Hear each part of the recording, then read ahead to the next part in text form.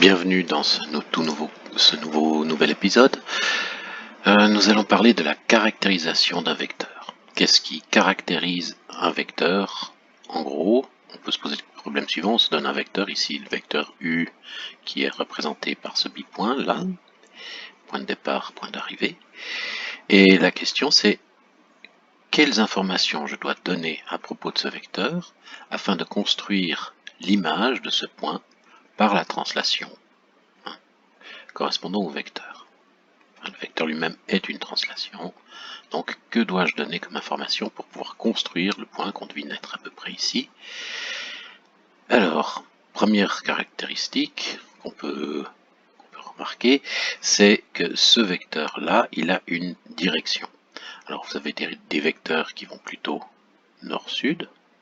Aussi, c'est un nord-sud. Là, est-ouest. Est-ouest. Et ici, on dirait par exemple que c'est du nord-est, sud-ouest. En gros, la direction, c'est la droite sur laquelle agit le vecteur. Enfin, une droite sur laquelle agit le vecteur. Donc, si j'applique cette droite, voici, voilà, ça c'est la droite. Le vecteur, en fait, agit le long de cette droite pour ce point. Si j'ai un autre point, bien sûr, ce sera une autre droite. Des fois, c'est la même droite, ça dépend. Si les points sont alignés sur la droite. Voilà. Donc en gros, la direction, on pourrait dire, c'est toute la famille des droites parallèles qui sont elles-mêmes parallèles au bipoint qui représente ce vecteur. On dira tout simplement par la suite que la droite est parallèle au vecteur. Alors, bon, en fait, ça peut être confondu avec le bipoint, c'est pas un problème, mais il s'agit de droites parallèles au vecteur. C'est un peu un abus de langage, hein. Le vecteur n'est pas un segment, n'est pas un bipoint, le vecteur est une translation, et les droites parallèles au vecteur, ce sont des droites qui sont laissées invariantes en fait par la translation, c'est-à-dire l'image de tout point le long de cette droite, c'est encore un point de cette droite. Donc la direction, c'est la famille de toutes ces droites parallèles au vecteur.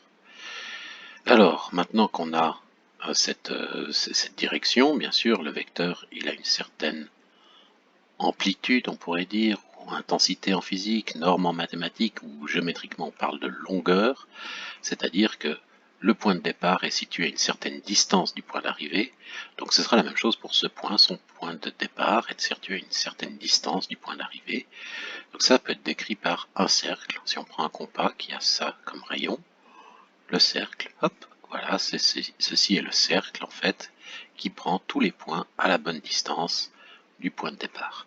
Alors, là, on se devine que c'est bien ce point-là dont il s'agit, mais si on est un ordinateur ou si on est stupide, il y a ici deux solutions possibles.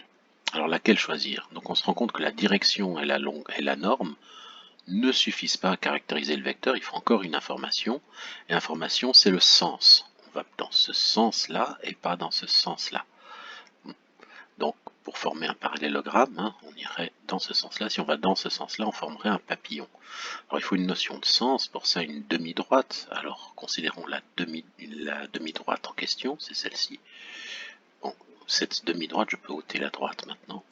Cette demi-droite, donc elle est située sur la droite, elle a le bon sens, c'est-à-dire que si on prend n'importe quel point de cette demi-droite, son image par le vecteur est encore sur la demi-droite, donc c'est la droite qui va dans le bon sens, et la solution, le point cherché, c'est celui-ci.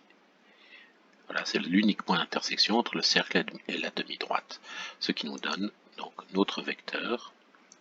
Si on ôte la demi-droite, on ôte le cercle, voilà le vecteur cherché. Donc, c'est le même vecteur que celui de départ, mais c'est un autre bipoint qui le représente. Donc un vecteur est caractérisé par une direction, un sens, une longueur. D'accord. La longueur, c'est la longueur géométrique. Pour les vecteurs, on parle de norme, et en physique, on parle d'intensité. Bon, mais seulement cette demi-droite, en fait, dès que je la connais, je connais aussi la droite. Et puis, c'est un peu stupide de se dire, j'ai besoin de donner la droite puis la demi-droite. On pourrait directement donner la famille des demi-droites, donc un vecteur, en fait, est caractérisées par la famille des demi-droites, qui sont en fait laissées invariantes par la translation, et puis par la norme qui est la longueur du vecteur. En fait, en chaque point, il y a une demi-droite attachée, hein, c'est pour ça qu'on parle de famille de demi-droites qui donne toute la bonne direction, et cette famille, en fait, elle est caractéristique dans le sens suivant, c'est que toutes les demi-droites possibles sont parallèles entre elles, hein, toutes les demi-droites qui représentent à la fois la direction et le sens, en fait, sont toutes parallèles entre elles, elles peuvent être obtenues par translation l'une de l'autre, et elles sont laissées elles-mêmes invariantes par la translation par le vecteur U. Donc ça, c'est pour la demi-droite qui en fait est un résumé qui contient à la fois la direction et le sens. Pour la norme, donc la norme, c'est la longueur du vecteur, la longueur de l'intensité de la force qui serait représentée par ce vecteur, la longueur, la distance entre le point de départ et l'arrivée. Bon, on l'appelle la norme en mathématiques, c'est toujours un nombre positif ou nul, hein, puisqu'il est censé représenter une distance, et il est noté comme ceci. On prend le vecteur U et on l'entoure de doubles barres qui ressemblent à prendre des doubles valeurs absolues, et c'est la notation qu'on utilise en mathématiques pour la norme.